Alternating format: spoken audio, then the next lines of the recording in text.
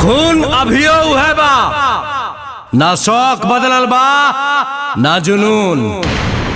सुन ले फिर से, रियासत गइल बा रुतबा ना, रौबा खौफ आज भी उहै बा।